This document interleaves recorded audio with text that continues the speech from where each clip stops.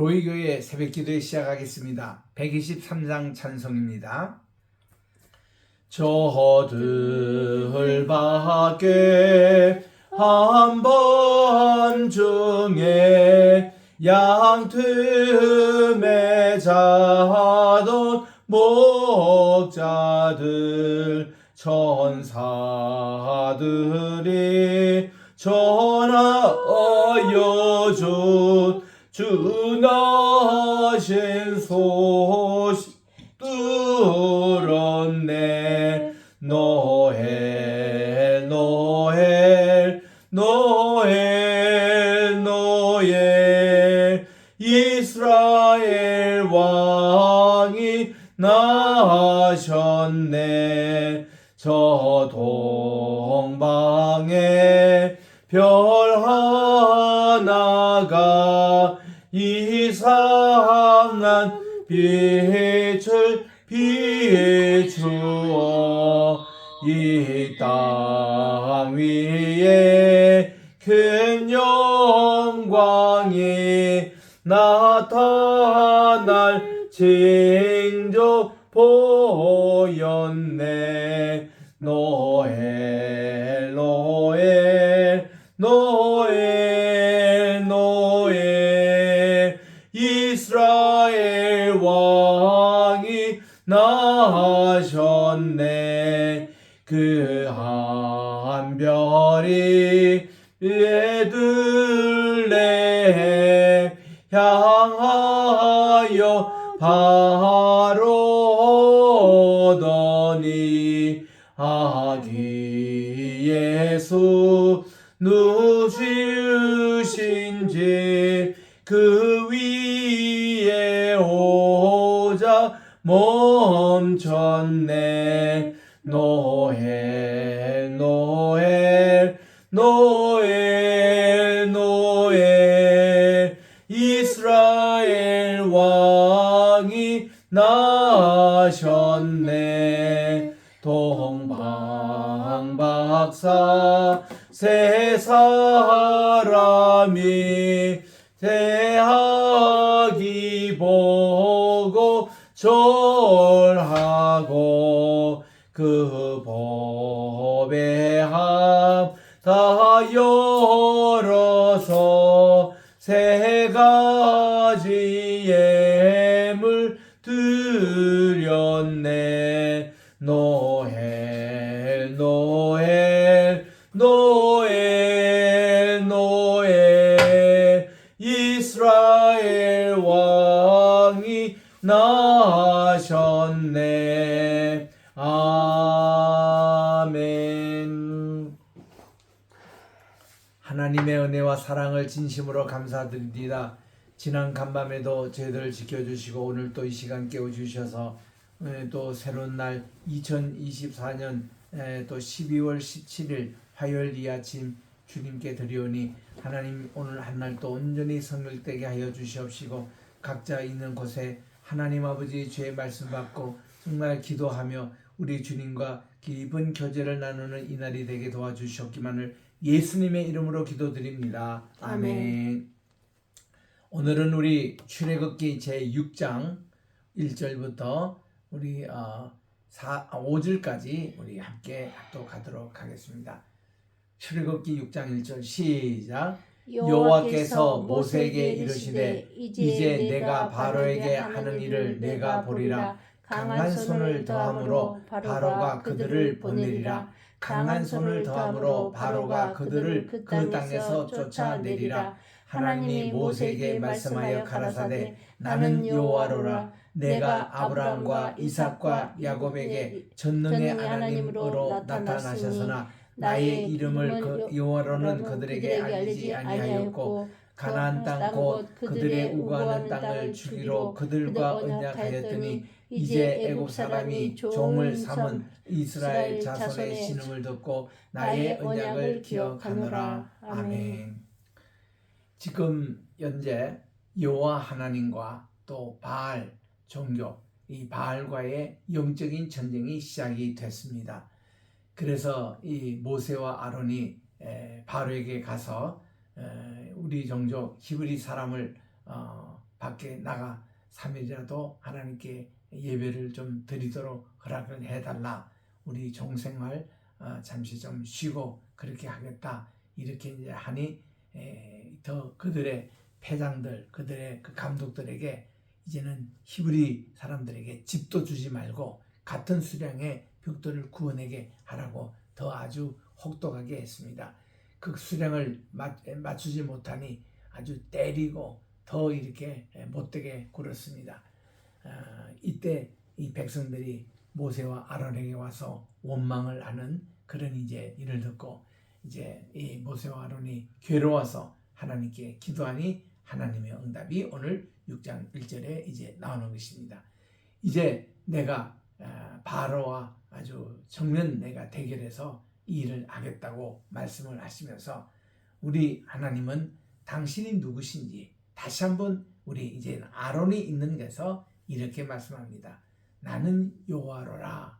이 여호와라는 것은 하나님의 기념칭호예요. 하나님의 이름이라기보다도 하나님의 기념칭호로 내가 전에도 있었고 현재도 있고 앞으로 장차 있을 자로 그렇게 이제 말씀을 하신 후에 내가 아브라함과 이삭과 야곱에게 나타나선 전능의 하나님으로 나타나셨다는 것입니다.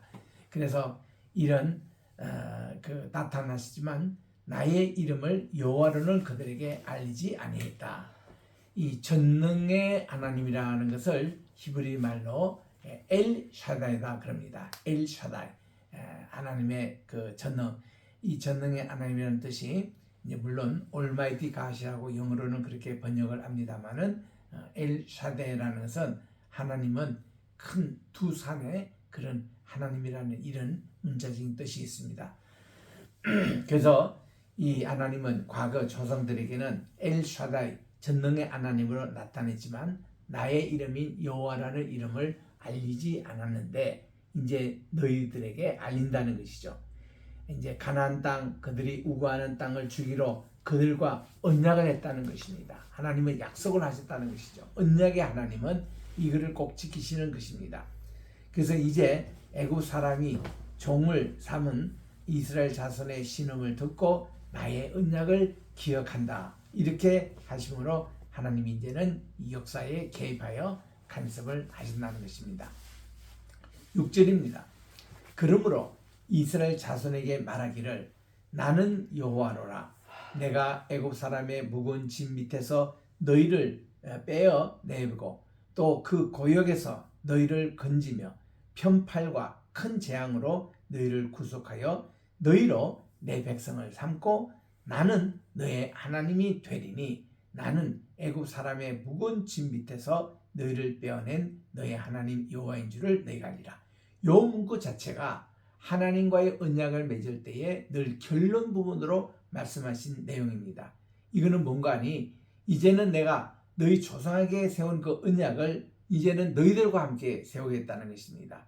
이 조상들 하면 벌써 500년 전에 하나님이 정말 이 조상들과 맺었던 이런 언약을 이제는 여기 현재 있는 여러분들과 함께 400년 지난 이런 우리 그 이스라엘 모든 족속과 함께 언약을 맺어가지고 나는 너희 하나님이 되고 너희는 내 백성이 되고 그리고 이스라엘의 그 지금 종살이하는 여기에서 빼어낸 여호와인 줄을 너희로 알게 하겠다. 이런 말씀으로 하시고 8절에 보니까 내가 아브라함과 이삭과 야곱에게 주기로 맹세한 그 땅, 조상에게 준 이 땅을 나칼라라 그렇게 우리 신명기에서 배웠습니다. 이 나칼라라는 이 사상은 참 여러분들이 꼭 기억하실 것은 영어로 이거를 inheritance 혹은 possession 이렇게 heritage 이렇게 번역을 하고 있는 단어입니다. 이 단어의 뜻이 뭔가 하니 하나님께서 약속을 해서 유업으로 주시는 땅을 이걸 나칼라라 그럽니다. 이거를 우리 신명기 공부할 때 여러 가지 다른 명칭이 있는 것을 알았죠. 제일 대표적인 명칭이 젖과 꿀이 흐르는 땅, 하나님의 약속의 땅, 하나님께서 권고하시는 땅, 여호와의 눈이 연초부터 연말까지 함께하는 땅, 또 피를 흡수하는 땅, 이런 여러 가지 우리 명칭을 배웠습니다. 그 신명기 11장에 나오죠. 이런 땅을 나칼라라 그러는데 여기서 또 이렇게 하나님이 나칼라라는 것을 말씀해 주십니다. 맹세한 그 땅으로 너희를 인도하고 그 땅을 너에게 주어 기업을 삼게 하리라. 하나님께서 inheritance 이렇게 약속으로 준 땅을 그대로 이 땅을 하나님이 주시겠다. 이 땅에 대한 약속은 우리 창세기 12장 1절에 보니까 하나님이 아브라함을 부르실 때 내 친척 아비를 떠나 내가 내게 지시할 땅으로 가라 이 말씀을 해주셨고, 그리고 15장 9절에도 보면은 하나님이 너희들이 이집트에서 종살이 하다가 다시 이 땅에 와서 너희들이 이렇게 가나안 땅, 가나안 7족의 그 땅이잖아요. 이거를 너에게 유업을 주겠다 말씀을 하셨고, 이런 이제 땅에 대한 약속을 이삭에게도 해주시고 야곱에게도 해주시고 이렇게 요셉에게까지 이렇게 해주신 이런 땅입니다. 이것을 너희 기업으로 삼게 하겠다 말씀하십니다.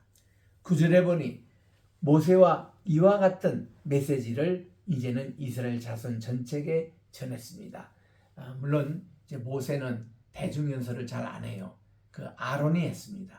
아론이 이제 다 전체 이스라엘 백성들을 모아놓고 이렇게 전하며 그들이 마음에 상한 것과 역사의 혹독함을 인하여 모세를 듣지 아니하더라. 이렇게 하나님에 대한 언약의 약속도 얘기하고 다 해도 이들이 벽돌을 굽는데 지금 당했던 마음의 상처, 괜히 그냥 우리가 잘 먹고 잘 살고 있는데 모세 아론이 와서 바로에게 그냥 우리를 고향 땅으로 가겠다고 뭐 이렇게 이제 얘기함으로 더 혹독하게 종살이를 지금 당하고 있으니 그들이 마음이 상했습니다. 그래서 모세를 듣지 아니했다고 말합니다. 그때 여호와께서 다시 모세에게 일러 가라사대 들어가서 애굽 왕 바로에게 말하여 이스라엘 자손을 그 땅에서 내어 보내게 하라. 다시 이렇게 가서 얘기를 하라는 겁니다. 12절에 보니까 모세가 여호와 앞에 고하여 가로되 이스라엘 자손도 저를 듣지 아니하십니다. 그런데 하물며 바로 왕이 어찌 들으리까? 저는 이미 둔한 자일 뿐입니다. 지금 모세의 근성이 또 나와요. 모세 좀 소명 받을 때에 이런 식으로 이 사명을 제가 감당하기에 너무 버겁습니다. 이런 것과 함께 지금 현실을 당하고 있는 모세가 핑계대기 더 좋아졌습니다. 그때 모세가 여호와께서 모세와 아론에게 말씀하십니다. 그들로 이스라엘 자손과 애굽 왕 바로에게 명을 전하고 이스라엘 자손을 애굽 땅에서 인도하여 내게 하시라. 하나님은 꾸준히 이스라엘 백성들을 출애굽을 시키라는 것이 하나님의 명령이었습니다. 그리고서는 이 출애굽 기자 모세겠죠. 그래서 자기 그 집안의 그런 내력을 여기 적습니다. 왜냐하면은 이 집안의 뿌리가 어떻게 되는지 이거를 이제 레위 그 자손의 그 족보를 이렇게 적게 되는데 목적은 뭐겠습니까? 이스라엘 백성들을 설득하기 위한 그런 방편으로 자 레위의 아들들의 이름은 이러하는데 그 연치대로 그 나이의 숫자대로 첫 아들이 게르손이에요. 둘째 아들이 고핫이었습니다. 셋째가 무랄입니다. 이 세 아들이 있었는데 레위가 이제 137세까지 살다가 죽었습니다. 그 후로 큰아들 게르손의 아들들은 그 가족대로 보면 림니와 시므이 이런 아들들이 있었고 두 번째 아들인 고핫에게는 아므람이 있습니다. 모세의 아버지죠. 그리고 이스할이 있어요. 헤브론이 있습니다. 우셀이 있어요. 그래서 이 고핫이 언제까지 살다가 죽었냐니 133세까지 살다가 죽었습니다. 그리고 세 번째 아들인 무라리가 있는데 이 무라리의 아들은 마홀리 또 무시 이들이 그 연차대로 레위의 족장이었습니다. 이렇게 이제 세 아들의 그런 이제 족보를 밝히면서 특별히 둘째 아들 고핫 요 자손이요 훗날 성막이 세워지고 나서 성막의 중요한 부분들 그 언약궤다, 또 떡상이다, 또 이렇게 그 맨노라다, 향단이다, 이런 거를 이렇게 어깨에 메고 간 집안이 고핫입니다. 그래서 이제 특별히 고핫, 자기 아버지의 그런 족보를 20절에 다시 이렇게 정리합니다. 아므람이 그 아비의 누이 요게벳, 이거를 족보로 따지면 고모더라고요. 고모, 작은 고모에 해당되겠죠. 이 요게벳을 아내로 취하였고, 그 당시는 각자 집안 내에서 결혼하기 때문에 이런 일이 그 당시는 흔히 있는 때였습니다. 이때 이런 것을 종례혼이라고 그렇게 얘기합니다. 종례혼 반대는 족외혼 이러는데, 종례혼으로 취하였고, 그가 아론을 낳습니다. 모세를 낳습니다. 이 두 아들 낳기 전에 미리암이 또 있었죠. 근데 이 족보에는 여성 이름은 나오지 않습니다. 남자가 나오기 때문에 아론이 맏아들이죠. 둘째가 모세인데, 이 집안에서도 하나님은 둘째 아들 모세를 맏아들처럼 장자처럼 사용해 주셨습니다. 그리고는 아므람, 자기 아버지가 137세에 돌아가십니다. 137세는 저 위에 16절에 보니 이 레위가 돌아가신 그 연수와 같습니다. 그래서 이 아브라함 아버지가 137세에 돌아가셨고, 이렇게 족보를 밝혀요. 이런 우리는 정통 집안의, 이 제사장 집안의 자녀라는 것입니다. 그리고는 26절에 보니 이스라엘 자손을 그 군대대로 애굽 땅에서 인도하라 하신 여호와의 명을 받은 자는 이 아론과 모세인데, 애굽 왕 바로에게 이스라엘 자손을 애굽에서 인도하여 보내라 말씀하신다도 이 모세와 아론이었답니다. 그러니까 이런 말씀을 적는 목적은 뭐겠습니까? 모세와 아론이 정통성이 있는 바로 이스라엘의 지도자임을 이제 저들에게 알려준 거죠. 그래서 이제 여호와께서 애굽 땅에서 모세에게 말씀하신 대로 한 날에 여호와께서 모세에게 일러 가라사대, 나는 여호와라. 내가 내게 이르는 바를 너는 애굽 왕 바로에게 다 고하라. 하나님은 세 번째로 또 하나님 자신을 소개하시면서 다 그거를 담대하게 고하라는 것입니다. 그래서 모세가 여호와 앞에 고하되, 저는 입이 둔한 자이오니 바로가 어찌 나를 들으리까. 이것도 모세가 세 번째 이 말을 통해서 자신이 없다는 것이죠. 하나님, 제가 도저히 다시 바로 앞에 설 자신이 없습니다. 이렇게 이제 했습니다. 7장 1절에 하나님께서요, 모세가 그렇게 자꾸 세 번째로 입이 둔하고 다 그러니까 이 아론의 역할을 하나님이 강조하십니다. 7장 1절에 여호와께서 모세에게 이르시되, 볼지어다 내가 너로 바로에게 신되게 하였은즉 내 형 아론은 내 대언자가 되리니. 이 말씀은 어떤 뜻이냐 하니, 하나님께서 백성에게 바로 말씀하실 때는 대언자를 통해서 말씀하시잖아요. 백성에게. 마찬가지로 모세, 너는 네가 이제 얘기하면은 너의 말을 너의 형 대언자 되는 우리 아론이 받아서 이 말씀을 백성에게 전하겠다는 겁니다. 그러니까 하나님, 대언자, 백성, 이런 구도로 바로 모세가 우리 아론 형이 통해서 백성에게 말씀하신 요 구도로 가겠다는 것입니다. 내 형 아론은 내 대언자가 되리라 해서 우리 성경에 선지자라고 말이 이렇게 번역되어 나오는데, 이 선지자라는 나비라는 이 단어가 똑같은 번역으로 대언자가 더 맞습니다. 대언자, 선지자라는 뜻은 뭔가니 미리보다 해서 프로페시라는 영어 단어의 그 뜻이고, 이 나비라는 이 뜻은 하나님의 말씀을 대언하는 자. 그래서 대언자가 더 맞아요. 그래서 제 설교문이나 제 용어에 보면은 선지자라는 용어보다 대언자라는 것을 주로 씁니다. 그래서 이것이 여기 구조, 이게 맞는 말씀이에요. 이 아론이 모세의 대언자 역할을 했듯이 2절입니다. 그래서 내가 내게 명한 바를 그는 내 형 아론에게 말하고 그는 바로에게 말하여 그로 이스라엘 자손을 그 땅에서 보내게 할지니라고 말씀을 합니다.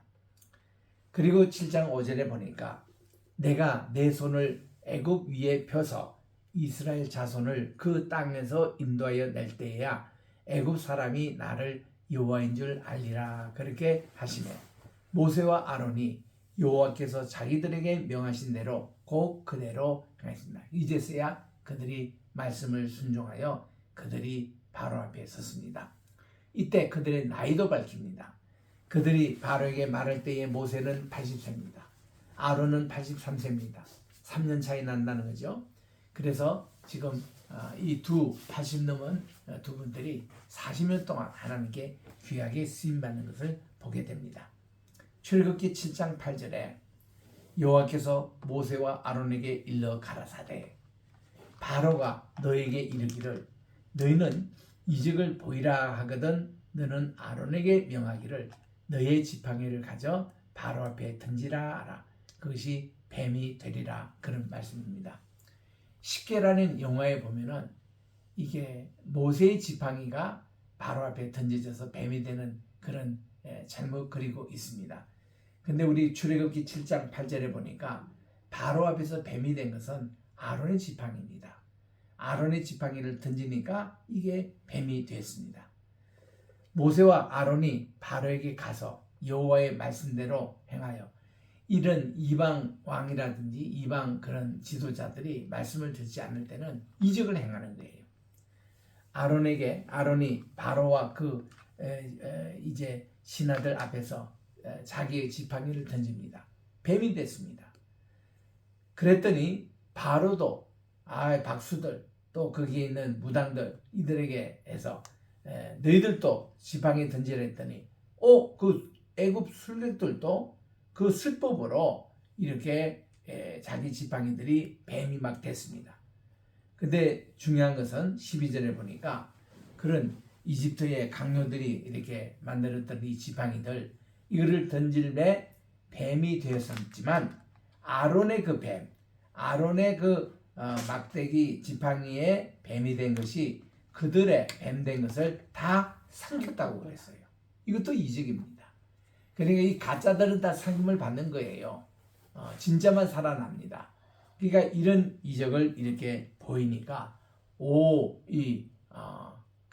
그 바로 왕이 놀라고 그리고 좀 뭔가 이렇게 마음의 변화를 생깁니다.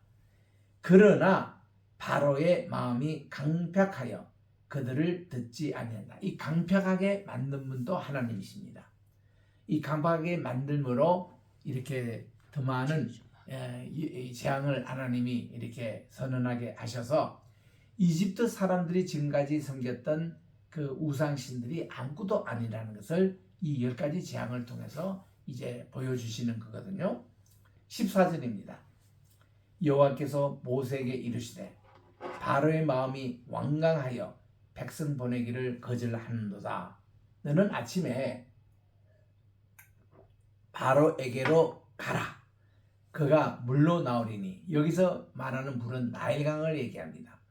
카이로 근처에 있는 나일강 그쪽으로 나오리니 너는 이 하숫가에 서서 나일강에 서서 그를 맞으며 그 뱀 되었던 지팡이 누구죠? 아론의 지팡이입니다. 이 아론의 지팡이가 먼저 10가지 재앙에서 사용되는데 앞에 첫 3가지 재앙이 아론의 지팡이가 사용이 됩니다. 그래서 그 뱀 되었던 지팡이를 손에 잡고 그에게 이르기를 히브리 사람의 하나님 여호와께서 나를 왕에게 보내시어 이르시되 내 백성을 보내라. 그들이 광야에서 나를 섬길 것이니라 예배할 것이니라 그렇게 했지만 이제까지 이 바로왕이 듣지 아니하였습니다. 그래서 이제 이 강팍게 하다라는 용어가 이렇게 많이 나옵니다.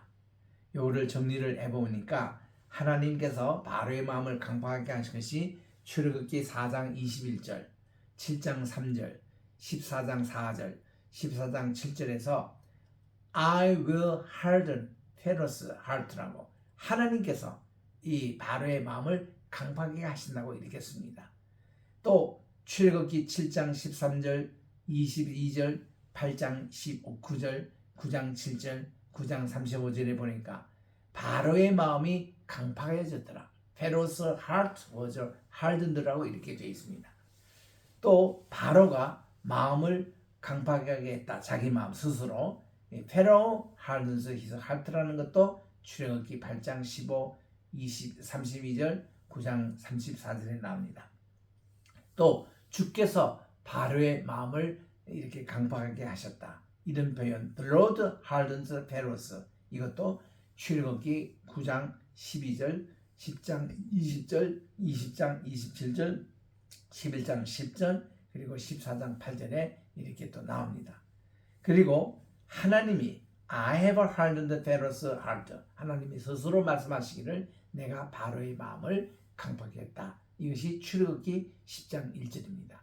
이것 전체가 다가 마음을 강팍했다는 것이 배후에 하나님이 그렇게 하심을 이렇게 반복해서 나오고 있는 겁니다. 이러므로 우리 하나님의 그 재앙이 다 그의 강팍함으로 다 하나씩 10가지 재앙이 있게 되는 것이죠. 그래서 이제부터 시작되는 이제 10가지 재앙이 있는데, 첫 재앙이 물이 피로 변하는 재앙이었습니다. 두 번째는 깨구리 재앙입니다. 세 번째는 이 재앙입니다. 이 세 가지는 전부 다 독성을 얘기하는 거예요. 요거는 다 아론의 지팡이로 이렇게 사용이 됐습니다. 그 다음 재앙은 4재앙, 5재앙, 6장인데 8일대 재앙이 있습니다. 악질의 재앙이 나옵니다. 독종의 재앙이 나옵니다. 이 피부병이에요. 이런 재앙은 아픔을 상징합니다. 이거는 여호와의 손으로 직접 이 재앙을 내리시더라고요. 8일대 재앙, 악질의 재앙, 독종의 재앙. 그 다음 이제 7번째에서 9번째 재앙은 모세의 지팡이가 사용이 됩니다. 우방의 재앙이 7번이에요. 8번은 메뚜기 재앙입니다. 9번은 흑암의 재앙이에요. 이때는 이 모세의 지팡이가 사용된, 이거는 자연의 이런 변화이기 때문에 경이롭습니다. 그리고 마지막 10번째 재앙은 이제 장자가 죽는, 또 맏배가 죽는, 바로의 왕세자를 비롯해서 모든 이집트의 장자가 죽는 이런 이제 재앙이 있는데, 여기에서는 유월절 양의 피를 주님께서 사용을 하시는 것을 우리가 읽게 됩니다. 자, 이런 거를 우리 하나씩 이제 보게 되는데, 여기 나일강이에요. 이 나일강에 아론의 지팡이가 딱 이렇게 하니까 피로 쫙 변한 겁니다. 나일강은 이집트의 젖줄이에요. 95% 인구가 나일강 주변에 삽니다. 나일강이 말라버렸다 그러면은 그때는 흉년입니다. 여기가 다 피로 변했다. 백성들이 살지는 못합니다.